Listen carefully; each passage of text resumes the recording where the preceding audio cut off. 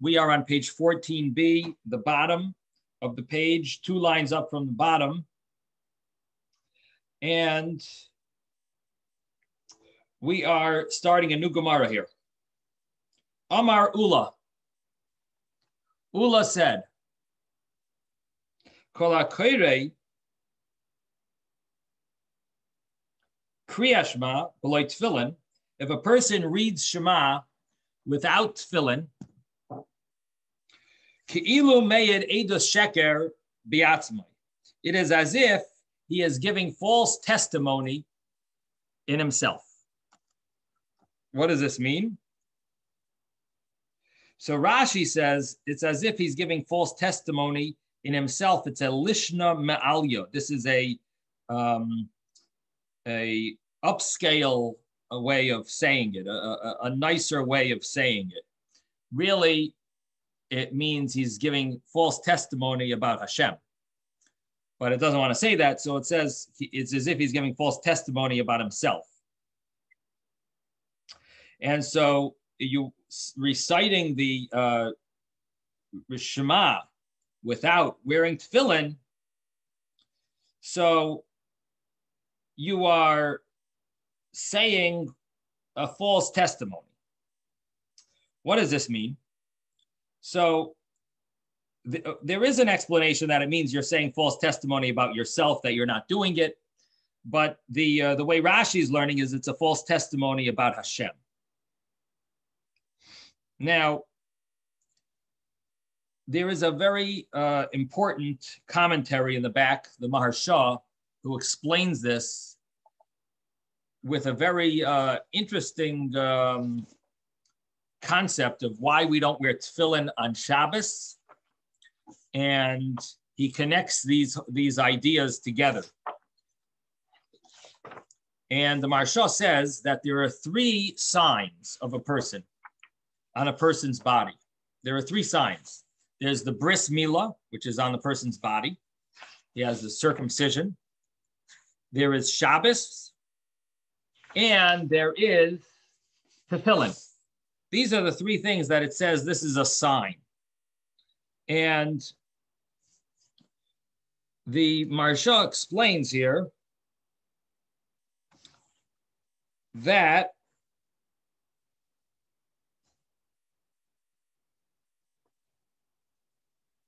he says we have these 3 mitzvahs that Hashem gave us as a sign and as a testimony for us that we are his nation. And what is the signs that we are Hashem's nation? Shabbos, Milah, and Tefillin. On Shabbos it says, Ois hi beini uvein b'nei Yisrael, ois hi li'olam, right? It says, this is a sign between me and the B'nei Yisrael. In the Milah, in circumcision, it says, V'hayu la'is bris. It'll be a sign as a treaty between me and between you. In Tefillin, it says, it'll be a ois al yodecha. It'll be a sign on your hand. So we know that everything in Yiddishkeit, in Judaism, you always need 2 witnesses. Everything is established with 2 witnesses. And therefore, on Shabbos, when you have the sign of Shabbos, you don't need tefillin because you have 2 signs. You have Shabbos and Milah. So you don't need tefillin because we already have 2 signs. But during the week, you need to have 2 witnesses. What are the 2 witnesses? You don't have Shabbos. So you have Milah and tefillin. Now, what happens if you don't put tefillin on? You're supposed to be testifying. You need that witness. You need that second witness, and therefore, which is the tefillin. And if you don't have it, you're giving false testimony because you're testifying with only 1 witness. So you really need 2 witnesses. So the way the Maharsha explains this Gemara is that when you testify without having a second witness, then you are giving false testimony. So let me just read for you from the beginning. He says here, Rashi explains that it means to say you're testifying a false testimony about Hashem, that he commanded you to put tefillin on and you're not putting it on.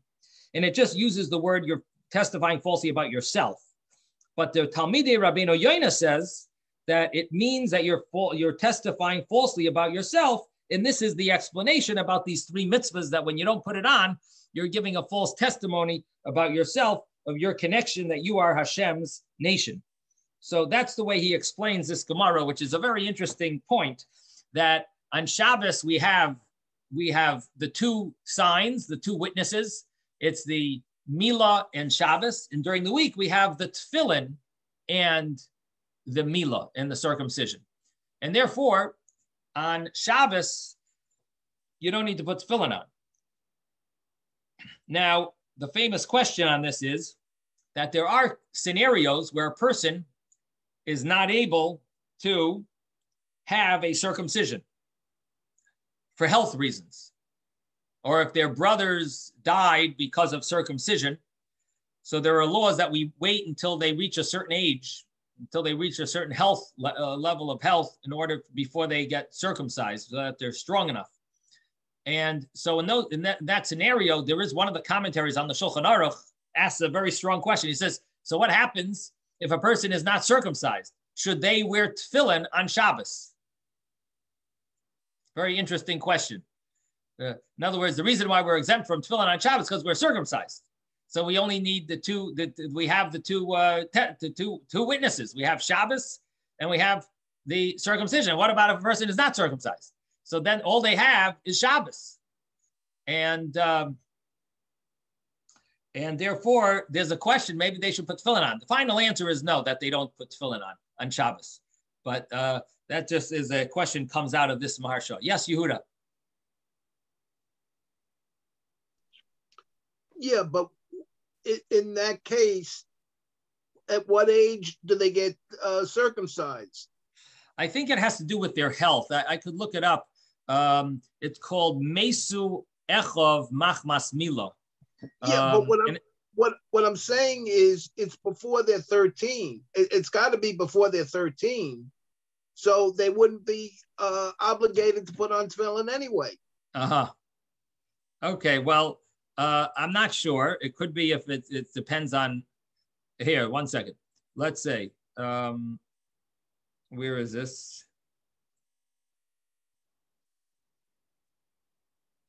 It's in Yeridea, chapter 48.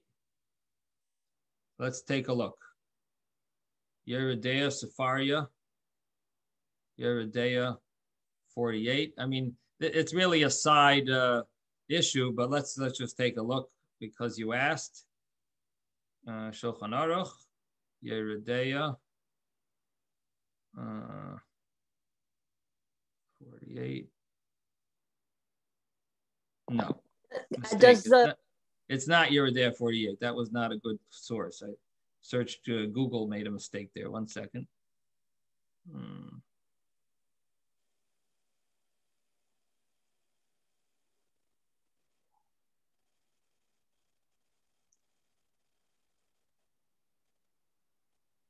Shabbos 134.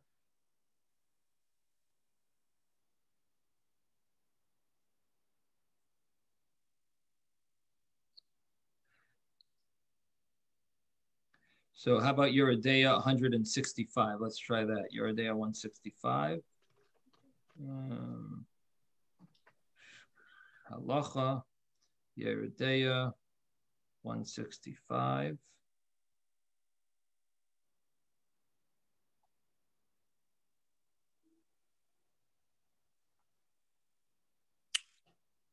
It's not coming up here.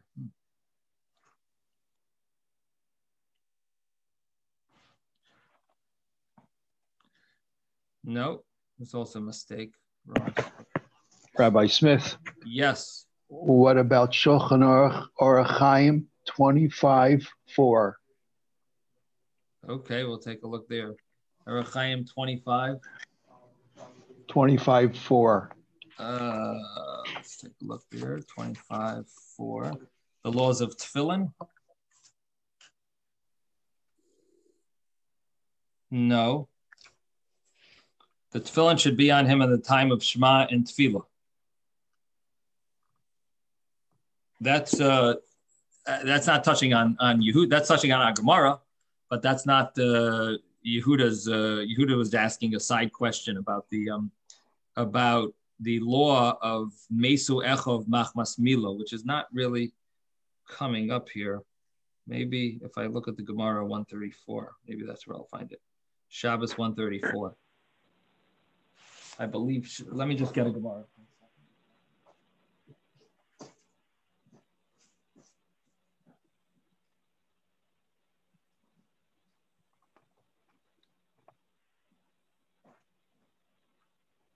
Wow.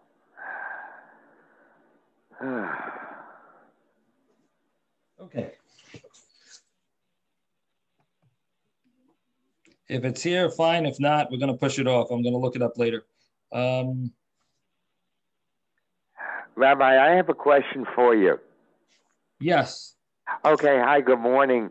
Okay.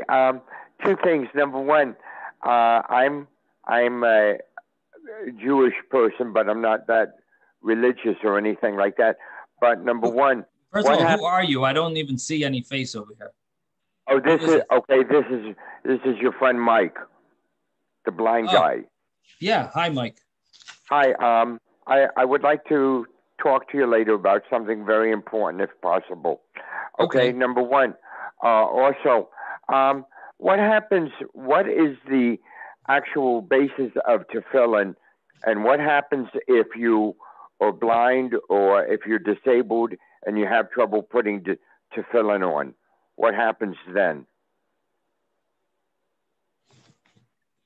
Well, if you have a problem putting tefillin on, you really should have someone help you. What is the actual basis of tefillin? What is the reason for it? For tefillin, well, the idea behind tefillin is directing our actions to Hashem and directing our thoughts, our mind, our thoughts, our soul to Hashem. So we are starting the day with subjugating ourselves fully to Hashem. And so we tie it on our arm and on our head as a way of connecting to Hashem and directing ourselves to Hashem. Right. Okay, so the source... Explain to him what's contained within each of the boxes of the tefillin. Well, Mike, maybe when we talk later, I'll discuss it a little further with you. I don't want to take up more of the time. We're already taking up too much time from this class. But I think that gives you a little idea. And I just want to mention, Yehuda, we're going to look this up later. It is Yevamos 64b. That's the source of this halacha. And we can look it up there to see, to what extent it applies to and see what the Shulchan Aruch says on that Gemara. Okay, so fine. We know where to look it up. 64b. Yes, Robert. Quick question. I never really contemplated that there was an exemption from a milah, from a brit milah. So that's something new for me, because I know adult males, when they convert, there's more of a symbolic circumcision than the actual full circumcision, if I'm correct. So you said there was a medical term for being exempt from that. I'm just curious if you can explain that a little further, because that was not a concept that I ever thought of. Right. It's hemophilia. Oh, so by bleeding. So you're right. You can't staunch the bleeding, right, David? Right. Okay. It's a bleeding disorder. It's a bleeding disorder. Yeah, right. Your blood cells don't coagulate. Okay. So in any event, that is the Maharshah's explanation of this Gemara about not putting tefillin on and saying Shema without tefillin. Reb Chia bar Abba is the next piece of Gemara. Amar Reb Chia bar Abba, Amar Reb Yechanan, Ki'ilu hikrev oila b'loi mincha, v'zevach b'loi nesachim. It is as if he brought a sacrifice, a korban oila, without bringing the appropriate mincha, which is the meal offering, with it, which is one of the obligations. So if you did the Shema and you didn't it's as if you didn't really finish your mitzvah. Just like a sacrifice needs to have a meal offering, the oila sacrifice needs a meal offering with it. It's as if you didn't fulfill that mitzvah. And zebach b'lei nesachim, another sacrifice without the libations. It's as if you brought the sacrifice without pouring the wine on the altar, and that's one of the obligations as well. And the Gemara mentions these two, that when you say Shema and you don't have the tefillin, you're missing a major part of the mitzvah. And therefore, a person should obviously be careful when they say Shema to have tefillin on. In other words, don't just fulfill the mitzvah of tefillin and you put it on, take it off, and goodbye. You did your mitzvah. It is a mitzvah to put it on every day. So theoretically, if a person was in a major rush, they could just put on the tefillin for a second and have in mind they're directing their thoughts to Hashem, their actions to Hashem, and so on, and then take it off, and you have fulfilled the mitzvah of tefillin. But sometimes I do encourage people who don't put tefillin on, at least do it for 1 minute. But the real proper way to do the mitzvah is to do it with reciting the Shema. The commentaries try to figure out what is the difference between these two reasons. One of the commentaries, Rabbeinu Yoina, he says that if you put tefillin, according to the first opinion, Ula, so if you said Shema without tefillin, so you did a sin because you said false testimony about yourself, or about Hashem, but you still fulfilled the mitzvah. According to the second opinion, you didn't really fulfill the mitzvah because you didn't bring the mincha or the nesachim. You didn't bring the meal offering or the wine libations with your sacrifice. So you didn't fulfill the mitzvah fully. And so that's what they mentioned, that would be a difference between these two.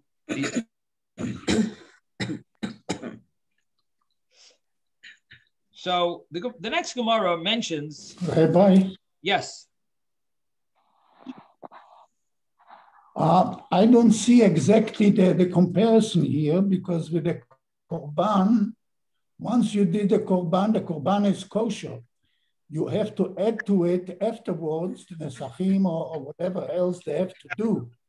With that film, they want you to have it at the same time that you say Shema. True. It doesn't have to be at the same time. At the same time that they do the korban. It's a very good question that you're asking, very challenging question.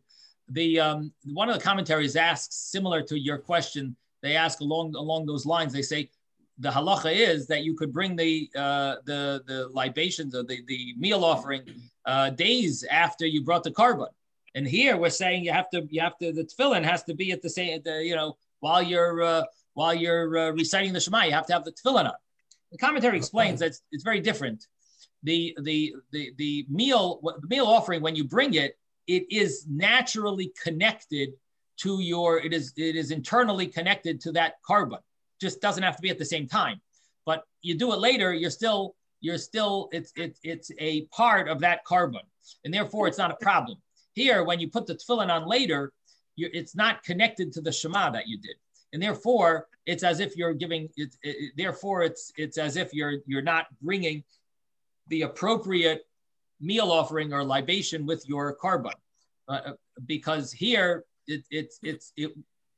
it would need to be done at the same time to fulfill the obligation here. There, even when you do it later, it's connected to that korban, so the time doesn't really play a role there, because whenever you do it later, it takes effect. The korban, it attaches itself to that korban. Here, you're missing the boat, because you're doing the mitzvah of tefillin. Can you put the tefillin between the prakim? Between the prakim of Shema. So what you're asking is the most important part the Shema, the verse of the Shema, or is it any part of the Shema? That's really what your question is, right? In other words, if you miss the first few verses of Shema, does it help if you put it on before you say Kshartam la'is al yodecha? That's a very interesting question. In other words, the main thing seems to be when you recite the obligation of the you say tefillin, that's when you should have the tefillin on. do you need to have it on when you say the Shema prayer itself, when you're accepting the yoke of heaven? It does seem that the main point, it does seem that the main point is that, you're saying the obligation of tefillin without the tefillin. So you're giving testimony about yourself. That's one. Well, I'm not sure. I wonder if that, I'm not 100% sure. That's a very good question. I like the question a lot. That's a really interesting Could I ask a question. quick question? Yes. Young boys that are not bar mitzvah, they don't use tefillin, right? Right, except some have a custom a month before their bar mitzvah to start getting themselves ready for it, or 3 months before bar mitzvah, or 2 months before bar mitzvah, different minhagim to get themselves accustomed and understand how to put it on, because it's not so easy to tie it properly. Looks very difficult. Yes. Okay. It's not very difficult. It just takes practice. So anyone can do it, but it does take practice, and you get it's good to do it a month before, so so on the day of your bar mitzvah, you're not frustrated. Right. But it is interesting that all the other mitzvahs we encourage children to do well in advance. And all of a sudden, the mitzvah of tefillin, no tefillin. Tefillin you don't do until your bar mitzvah, until 2 months before. What about all the other mitzvahs? We're having children do all the other mitzvahs, fully, even though they're not obligated to, and we have them, fulfill many mitzvahs that they're not obligated to, even without. Why is tefillin different? It's a big discussion, a big, very interesting discussion. It has to do with the fact, of course, that tefillin is it requires a certain amount of concentration and respect. And then one of my essays is all about that. There's a Kabbalistic reason as well. That also, You also put on a talit before the tefillin, so the boys don't put on the talit either until 13. Well, that we gotta the common Ashkenazic custom, besides for the Yekis, besides for German Jews, we don't wear a talis till our wedding. Sephardim wear them from day one. From day one, meaning from the time that the boy understands them. Okay, so they start with they start with talis when they start going to shul. They'll wear a talis. And then the German Jews as well. I'm not sure. Do they start at the bar mitzvah, the German Jews, or is it before bar mitzvah? Huh? I can't hear you, Howard, but it sounds like you're saying bar mitzvah. Okay. Yeah, I went to a Yeki shul for a long time. It's bar mitzvah. Okay, so we got all the different customs here. So, but that's interesting. I didn't know the Sephardim start at a young age with the talis. That's interesting. I have a very interesting question for you. Here we go. Do they have tefillin for people that are deaf? Do you know? Yeah, tefillin has nothing to do with deafness, or it doesn't. Well, I mean, for people that can't hear or what's going on, do they have any ways for that? There's no issue with the person can't hear that they can't put tefillin on. It doesn't affect their hearing in any way. So, but I mean, saying it, like if you're totally deaf and you have to say the Shema. Oh, you're talking about the Shema part. Okay, so we're going to talk about that a little later. And Mitzvah Hashem, we'll get to that. That's really the next Mishnah, which we're hopefully going to get to in the next few days. So maybe on Monday. All right. Okay. Okay. Very good. So we are up to the next piece of Gemara. The next piece of Gemara talks about accepting the yoke of heaven properly.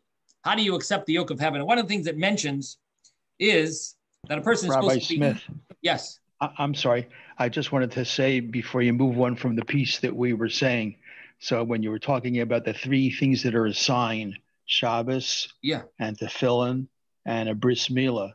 So I was surprised that one of the ladies didn't ask the question, what about us? What about the women? Because they don't have a bris milah. So I once asked my Rosh Yeshiva, Rabbi Goldberg in Crown Heights, and I said, well, what about the women? And so he said that when it says in the benching, grace after meals, it says the phrase "Va'al brischa shechasamta b'sarenu," for the bris that you sealed in my flesh. And he explained that when the Anshe Knesset Hagadola had arranged the davening, there was a question: should women say this phrase or not? You're saying a phrase that Hashem sealed the covenant in my flesh. So should women say this pasuk or not in the benching? And the decision was yes, they should, because they are having their bris milah fulfilled by their male counterpart, whoever that may be. And eventually that person, well, that everybody has a male and a female counterpart. So that female counterpart has a male counterpart who's putting on tefillin. And therefore women do say that phrase, that pasuk in the benching. Thank you so much. Very, very interesting. Very, very interesting question as well about the benching. That's a nice insight. It is. It's also mentioned that a woman is kaman de mehila damya. There is a Gemara that says, I think it's a Gemara in about if a person makes a vow against those that are circumcised. So I think it says that even, I'm not sure if that's the source. I think it might say there that even women are prohibited from that vow. Yeah, what do you mean they're not circumcised? And the answer is they are kaman de mehila damya. It's as if they are circumcised. In other words, they are in the category of being circumcised. And maybe this is the reason, because their counterpart is circumcised or they're part of the Yidden. It's considered like they're circumcised. But very nice explanation, David. Thank you. So the next Gemara says that the importance of accepting the yoke of heaven completely. How should a person do that? And it mentions that it's important to be clean and washing one's hands before davening. And it also mentions a person should relieve themselves, which means that if a person has to go to the bathroom and davens, they're not considered davening with cleanliness. Even though there's nothing uncleanly on their body, but it's inside their body. But nevertheless, since they have to go to the bathroom, it's not considered cleanliness. And therefore, it mentions here, if a person wants to accept on himself the yoke of heaven properly, shlema, completely, and now we're on page 15a, if a person wants to accept the yoke of heaven properly, yifna, he should relieve himself, v'yitol yadav, and wash his hands, v'yaniach tefillin, and place tefillin, v'yikra kriya shema, and read Shema, v'yispalel, and daven. V'zuhi meleches shamayim shlema. This is full acceptance. Malchus. What did I say? V'zuhi malchus shamayim shlema. This is full acceptance of the yoke of heaven. Amar Reb Chia bar Abba, Amar Reb Yochanan. Reb Chia bar Abba said in the name of Reb Yochanan, Kol hanifda v'noitel yadav, whoever relieves himself, washes his hands, umeniach tefillin, puts tefillin on, v'korei kriya shema, and reads the Shema, umispalel, and davens, maila olav hakosov, the Torah considers it as if ki'ilu banam mizbeach, as if he built an altar, v'hikrev olav korban, and he sacrificed upon it a korban, a sacrifice, d'chsiv, as it says in a verse in Psalms, erchatz b'nei koyon kapoy. I will wash with cleanliness my palms, v'yasoivava es mizbachecha Hashem, and I will surround the altar Hashem. Your altar Hashem, excuse me. I will surround your altar Hashem. And so the idea is that by washing with cleanliness, meaning by preparing for the davening properly, and it doesn't use the word erchotz kapai, but it says erchotz b'ni koyon kapai. I will wash with cleanliness, and then it says my palms. So it's giving a hint that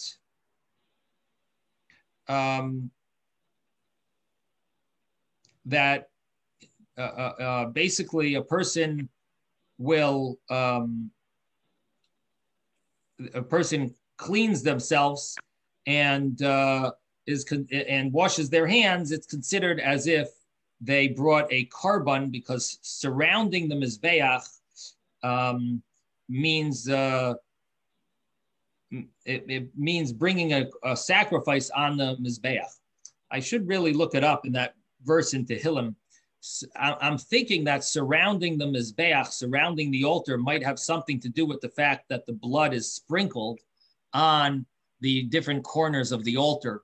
And maybe that's what it means, that it's considered surrounding the mizbeach, surrounding the altar is considered bringing the sacrifice and sprinkling the blood surrounding the altar. That's in chapter 26 of Tehillim.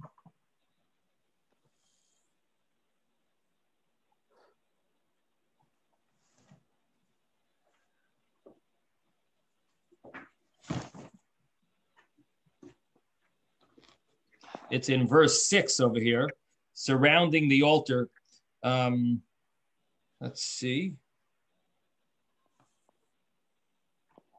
Now, of course, the simple meaning, Rashi here says, it means that you didn't steal one of the items that you're using to do the mitzvah. You will wash your hands with cleanliness, meaning that you are clean in your mitzvahs, that you didn't steal the lulav and you're trying to shake the lulav with the stolen lulav or so on. That's the simple meaning. And then the Metzudas David here says it means I will wash my hands from any dirt, and afterwards I will surround the mizbeach to bring Hashem a sacrifice. Because if not the cleanliness, my sacrifice will not be accepted. So Radak over here says, I will wash my hands with cleanliness, then I will surround the mizbeach to bring my oila, not like the wicked that bring them with their hands full of blood. But I will wash my hands with cleanliness, my palms, that there should be no sins when I bring my sacrifice. And the Ibn Ezra says, I will make sure that I don't have any negative command. I didn't transgress any negative commandments. Then I can I can surround your mizbeach with my oila. I will surround your mizbeach. I'm just surprised at the term surround. That's why that's what I'm looking up here, but I don't see anyone discussing it.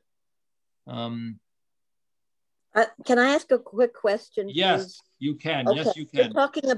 You're talking about doing this every day, some type of sacrifice every day? Yes. Well, it's considered like you brought a sacrifice. So every day, it's like you brought a sacrifice. Well, the truth is, we used to. Not literally. This is not a literal. When they're not. In other words, you're not saying that we have to bring. Yes. Well, it's just figurative. Is that correct? No. Well, what do you mean? Are you actually slaughtering something? No. That's what I'm asking you. Okay. Did they slaughter every day in the Beis Hamikdash? In the temple, did they slaughter every day sacrifices? Yes. There was a morning sacrifice and an afternoon sacrifice, and then there were all additional sacrifices on holidays, and then people used to bring sacrifices when they had any reason to. Is that a live animal? A live animal, yes, was brought as a sacrifice. Okay. So there were sacrifices daily. Now, there is also a spiritual meaning that we sacrifice from our own desires and our own interests. And that's also considered a sacrifice. Whenever we fast, it's considered we're sacrificing from our flesh because our body, our stomach gets smaller when we fast. Those are also types of sacrifices. We're sacrificing from our interests and our desires, and you know, and that applies in many areas. So there's sacrifices that are done, you know, every day as well. Now, our Gemara is mentioning that if you relieve yourself, wash your hands, put tefillin on, say Shema, daven, you have considered as if you brought a sacrifice, and that would apply every day. So in other words, you could be considered as if you brought this extra sacrifice every single day. Okay, that's what I want to hear. Thank you. Ezra, did you want to add to that something? Well, since we all know that the prayers replace the sacrifices that were brought, because once the Beit HaMikdash was destroyed, the rabbis instituted the prayers during the same time or at the times of the korbanot, the tamid offering, the offerings that were brought every single day.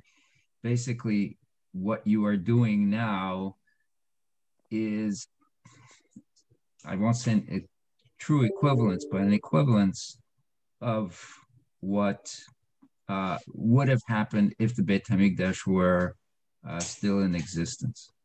And so this is a commemoration or a reminder, number one, of what we've lost, but also a way of saying to Hashem, even though we've lost it, you know, we still do this to remember what we should be doing each and every single day to show our connection to you. So it's a reminder for the Beis HaMikdash, the third Beis HaMikdash that we're waiting for. The third temple. So that's a very, very nice point. In other words, the Gemara just says it's as if we get the merit. But Ezra is saying maybe it's also a reminder for us to that we should want the Beis HaMikdash, that we should, this is only like, it's considered like, but we really, this should be like a push for us to really want it so we could actually do it in the real way and bring sacrifices and be able to serve Hashem with real sacrifices, not just with considered, not just considered like sacrifice. That's a very, very nice point. In other words, here now it's only considered, and when Mashiach comes, we'll do the real thing. Okay, so the next Gemara says, I was better with it.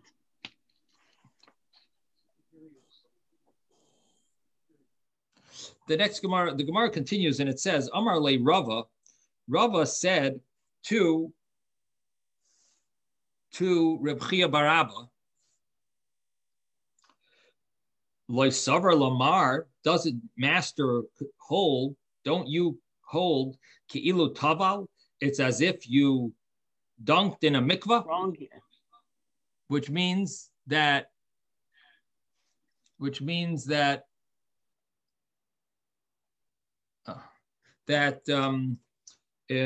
when a person washes themselves or cleanses themselves, they are considered as if they are purified in a mikvah.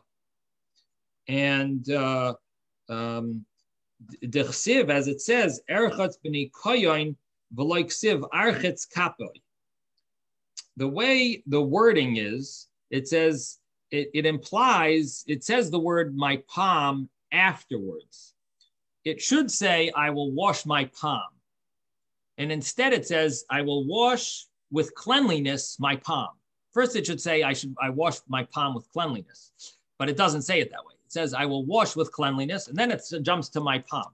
So the Gemara understands that to mean that if you wash your palm, it's as if you washed with cleanliness your whole body, meaning mikvah dunk. So by preparing for davening properly, you are considered as if you did a full mikvah dunk. And so Rava says that's what you see from this verse. It's as if you did a full mikvah dunk. So I'm wondering, where does it say about doing a full mikvah dunk? People don't like, this seems to be a source. A mikvah is only for women? So that's a good question. Let me explain. The law of a mikvah, nowadays, the obligation of going to a mikvah is applicable for women. Nowadays, men don't have an obligation to go to a mikvah, but we have numerous traditions and customs about going to mikvah. Some people go before the holidays, before Pesach, before Yom Kippur, before Rosh Hashanah, before Shavuos, before Shabbos. Some people go every day. These are all different customs and traditions, all about purifying ourselves before Hashem. It's not an obligation. It doesn't say it in the Torah that you have to go to the mikvah and for a man. Now, it used to be an obligation because before we went to the Beis HaMikdash, we would need to purify ourselves. Before we touched any truma, we would need to purify ourselves. A kohen had to always be pure. And therefore, there were times when they needed to go to the mikveh, like the beginning of our tractate, we mentioned that the kohen would dunk in the mikveh, and then he would wait till the sun sets, and then he would eat the truma, and that's the earliest time that you should say the Shema at night, right? I don't know if you remember, but that was from the beginning classes that we had at this in our studies, that the kohen would go to the mikveh. So these are laws about mikveh that would be nice if they applied to the men, but they don't. They only apply when Mashiach comes. The mikveh obligation for men is more traditional now, and people like to go before on for special things. Like, for example, if you are going to be honored with writing a letter in the Torah, so one of the things that I think many people would do would be go to the mikveh before, because you're writing a letter in the Torah. That's a special honor, so you'd want to go to the mikveh before. Before Shabbos, a lot of people will say, you know what, to honor the Shabbos, I'm going to go to the mikveh to give more purity before to honor the Shabbos. There was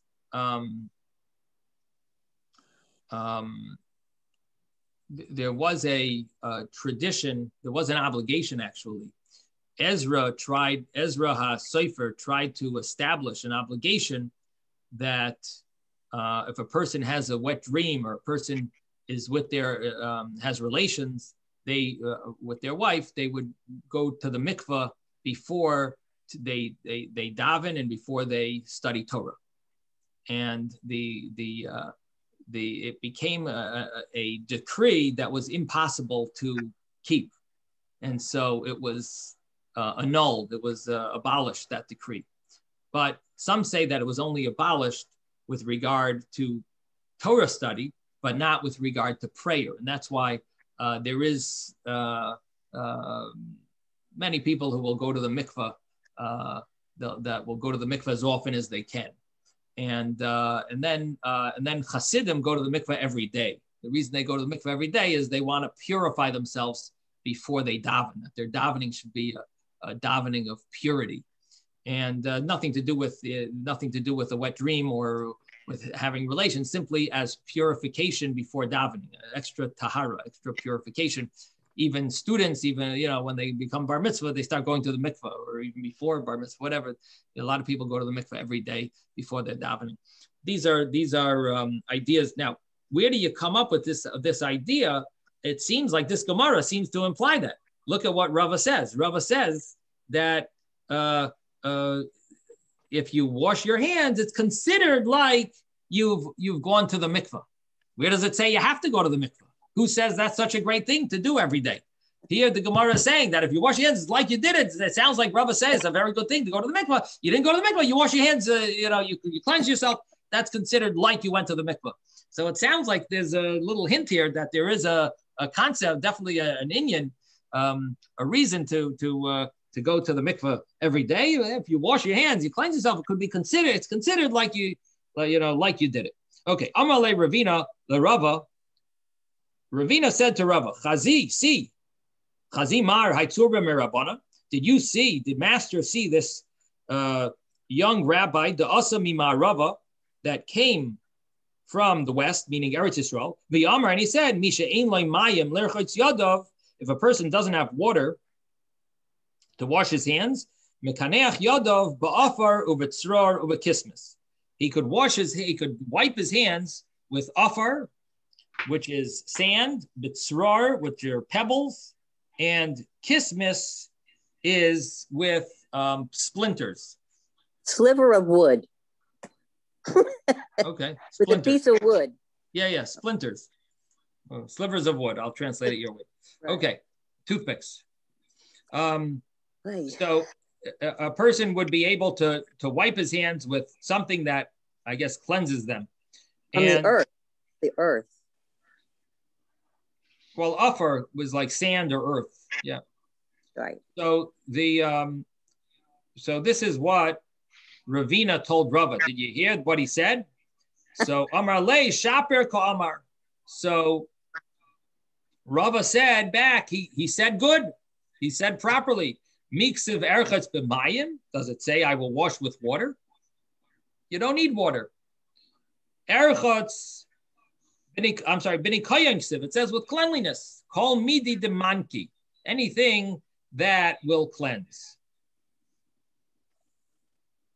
Daha Rav Chizda layit amanda mahader amaya.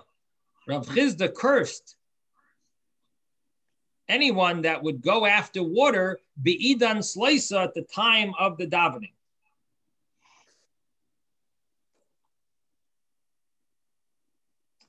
So it seems like there used to be people when they were about to start davening, they woke up and said, oh, I have to wash my hands. All of a sudden, they would leave the shul. You had a whole group of people leaving the shul. And then maybe it was problematic because, first of all, I don't know if the shul might have needed them for the minyan. And and also they're missing the whole davening. So the question is, what's priorities? What's the priority? Is it more important to go wash your hands or should you daven with the minyan? So Rav Chizda was very against these people. They would leave, they would go look for water when it came time. You have to understand, in those days, it wasn't like nowadays where we have faucets running water in every house. And in those days, they had to walk half a mile to go to the river. So so Rav Chizda was he cursed those that would go after water at the time of davening. So what do you see? That they should have just used some pebbles or some wood or earth. Something, right?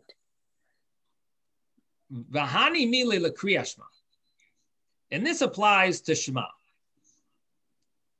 Ava l'tfila, but for davening, mahader, a person should go and seek out water. Viad kama, until how much should a person go to seek out water? Ad parsa, until 72 minutes. A parsa is 4 mil. A mil is 3/4 of a mile. A mil takes 18 minutes to walk. Common view. There were two views. It's either 18 minutes or 24 minutes. And 4 of those would be either 72 minutes or 24 times 4 would be 24 times 4 would be what, 92? 96. 96, thank you. 96 minutes. So so these are the common view is it would be 72 minutes. The person should go in front of them 72 minutes. And what that means is that, well, let me just say the next words of the Gemara. V'hani mili l'kamei, that means in front of them. Avala achoirei, but behind them, afilu mil einay chayzer. You don't even have to go a mil, which is 18 minutes. Again, a mil is like 3/4 of a mile. It's about 2,000. It's about 4,000 feet. Maybe argument between 3,000, 4,000 feet, and takes 18 minutes to walk. I guess that's like a slow walk. Person jogging, I think, could do a mile in about 5 minutes, right? So 18 minutes would be, I guess, would be like a nice, peaceful walk. Do like 3/4 of a mile. Rabbi, if you're doing a mile in 5 minutes, you're really firing out there. Booking it. Oh yeah, 5 minutes jogging is not. If you want to, I mean, a nice jog will get you maybe 8 to 10 minutes.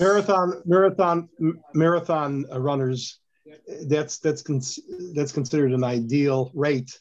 Oh, really? Complete in 5 minutes. 26 miles, 385 yards in a marathon. So if you finish in 5 minutes, that's pretty fast. Yeah. You can't compare when you do a lot. If you just do 1 mile, maybe it's different. But okay, fine. Okay, I'm wrong. 5 minutes. I take that back. Okay. So in any event, the amount of time the Gemara says of a mil, which is 2,000 cubits, which is an argument if it means about 3,000 feet or 4,000 feet, or somewhere in the middle of that. About a kilometer. It's about what? Kilometer. A kilometer? 1 kilometer? 1 kilometer. Okay. Yeah. So 1.5 kilometer is a mile, and a mil is close to 1 kilometer. It's close to 1 kilometer. Okay. In any event, so if a person is traveling, 1,000 yards. right? 1,000 yards is extensive a mile. Okay, very good. So if a person is traveling, so they would travel to where their destination is 72 minutes if before they should, in order to get water, they should travel that far in order to get water. And if there's water within that amount of time, then, or within that amount of space, in other words, that amount of miles, is maybe 3 miles, then they should travel. That's how much they should travel for water. But if they have to go backwards, they only have to go up to 3/4 of a mile to go backwards, turn around, and go back to get water. And that for davening. And for Shema, it says even just they should just wipe their hands and fulfill the mitzvah of Shema. Now, the Rashi over here tells us the difference between Shema and Shemona Esrei and davening. Rashi here on the 3rd line, he says for Kriya Shema, be'idna de Kriya Shema, the time of Shema, shezmana kavua, that its time is set, pen yavar hazman, lest the time pass, and that's why for Shema, you should just wipe your hands, because if you don't, if you start looking for water, you might you might end up missing the Zman of Kriya Shema. So even if it's 8 o'clock in the morning and you start looking for water, you might end up getting looking for water and end up not finding, and you'll look more, and ultimately you'll miss the time to say Shema, which you have to say it within the first 3 hours of the day. And each day is different, and you might end up messing up and missing the Zman of Shema. However, for Tefillah, kol hayoim zmanahu, the whole day is its time. So tzarech lemehedar amaya, you have to go after water because you have all day. Now, this is a very hard thing to understand. What is Rashi saying? Because we know that you don't have all day to daven. You have preferably until the 4 hour for the first 4 hours of the day, and if you miss that, you have until midday. That's how long you have to daven shachris. So what does it mean here? Until you have all day. So on the side, at least in my Gemara, it mentions that it's shocking that Rashi says this, that you have the whole day. It says over here in the Hebrew, you have only until 4 hours. And so the answer on the side that it gives is maybe he's talking about biblically. Biblically, you have until 4 hours for Shema, or 3 hours for Shema, 3 hours for Shema, and you have 4 hours, and you have a whole day for davening. Rabbinically, you have only until 4 hours for davening. But therefore, because of biblically, you really have all day. Therefore, we encourage you to. The halacha is that for water, you should try to go and get water, and because you really have biblically, you have all day. So, because of the biblical obligation, which is much more time, therefore you would be obligated to seek out water. Now, the Kesef Mishnah questions this because he says that it would seem that the obligation of Shema, which is an interesting question, we've been learning that that the pasuk verse says when you lie down and when you wake up, and we wanted to say that that lying down, when do you say Shema at night? And we said we follow the opinion of Chachamim, the rabbis who follow Rabbi Gamliel's explanation that all night, the whole time that you sleep, is considered a time for saying Shema. And of course, the rabbis made a decree that you should say it before midnight, right? That's what we learned a while back. That really v'shachbacha means all you have all night to say Shema, but rabbinically you should stop at midnight. So the Kesef Mishnah wants to say that maybe the same thing applies to the day Shema, that really you have all day biblically, and only the fact that we say it until few hours of the day, that would be maybe rabbinic law. And then it would end up being a question on this halacha: why for Shema do you not have to seek out water, but for Shemana Esrei you would have to seek out water? So that is a discussion. That is a discussion among the commentaries. I'm just going to see here in this Gemara, there is a commentary on Rashi. I wonder if they bring down this discussion. So we're on page 15a.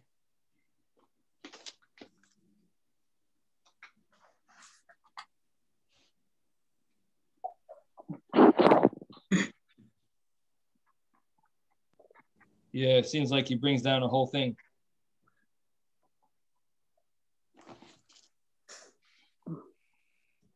So, I mean, this is based on this Tosfos over here also. I should mention that. Let's take a look at Tosfos over here. Tosfos says that some books say this is for Shema, but for davening not. And Tosfos says we shouldn't be goyrus it, because the same thing applies to that for davening. You should be worried that you're going to miss the time. What's the difference, Kriya Shema, from davening?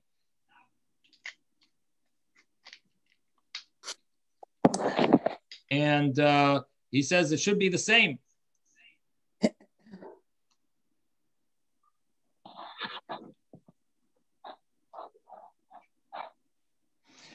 So the commentary over here on this, on the Rashi,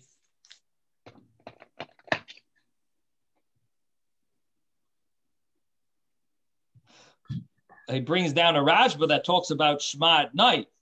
What about at night? Now, since biblically you have all night, so maybe at night you should go after water. Right? By day, fine, you're in a rush, biblically, let's say. But by night, you have all night. Yeah, that would make sense. So in the Rush, he brings down a commentary that the Rush removes this, says this must be a mistake in Rashi. It can't be that way that Rashi wrote this.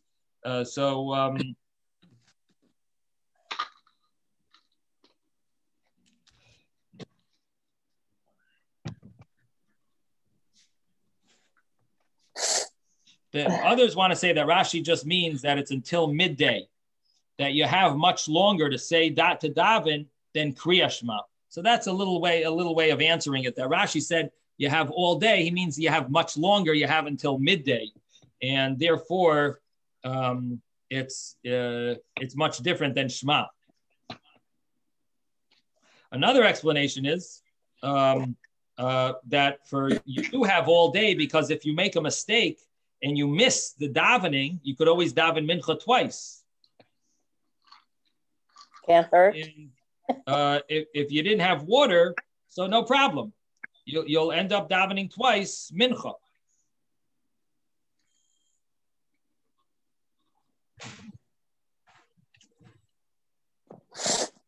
But anyway, so this touches upon these different opinions here, but I think it gives us a little understanding of how there is definitely a positive thing for, number one, going to mikvah, and additionally relieving oneself, washing their hands, then davening, saying Shema and davening. Yes, Robert. No, I don't have a question. No, Ezra. Oh, Ezra. Okay. Ezra. Yeah. So, I understand they're saying you can daven mincha twice, but isn't that a problem due to the Rambam? I mean, the Rambam basically says that a person who misses the time and then does it, twice the following, and if that becomes sort of a pattern, then he's considered to be a rasha. So it's, you have to be careful with that particular. With that fact, so does it state where is the Rambam in the laws of tefillah that it says that you have to be careful, not it shouldn't happen often? Yeah. So we'll have to take a look where it says that. But I don't know if that's a problem here, because here we're mentioning that if you're looking to get water and you end up missing, so you're allowed to daven twice. In other words, that you were aiming, your goal was to do something, to do something good. You couldn't. You tried to get water to be able to daven properly. The Rambam says here that I don't see what you're saying. I see the Rambam in chapter 3. He says that if a person misses the davening on purpose, he has no way of making it up. And but if he missed it by mistake, or he had no choice, so he can make it up, and then tefillah next to it, and he davens the first davening for the time that he's at, and then the next one is a makeup davening, and then he goes through the makeups, and I don't see where he says this about what you said about a Russia. If he makes a mistake, he didn't daven, not this and not the one next to it, he can't make it up.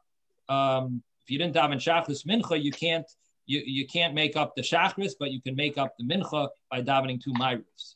And Shachris, you missed out. And if you have 2 davenings in front of you, Mincha Musaf, you daven Mincha first, afterwards Musaf. Some argue you don't do that in public in order not to make a mistake. And I don't see what you're saying about the Russia. Okay, I'll look it up. I'd like to see it. But anyway, I don't think it applies to what we're saying. I just like to know if it says that. Because what we're saying here is that you're not missing it on purpose. You are missing it by mistake because you were looking for water. Yes, Ben. I wanted to say in the beginning, you were talking about washing the palm of your hand with cleanliness. Yes. First, and then washing your palm of your hand.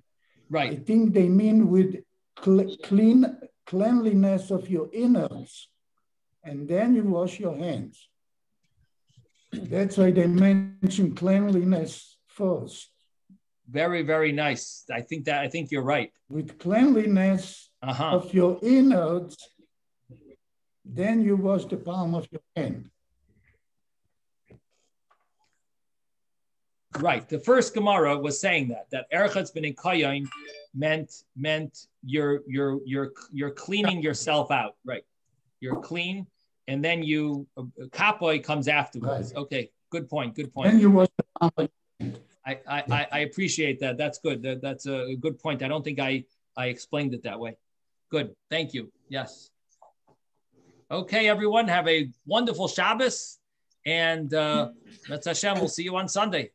Good Shabbos. Thank you, everybody. Thank you, Rabbi. Good Shabbos. Thank you. Bye. Shabbat shalom.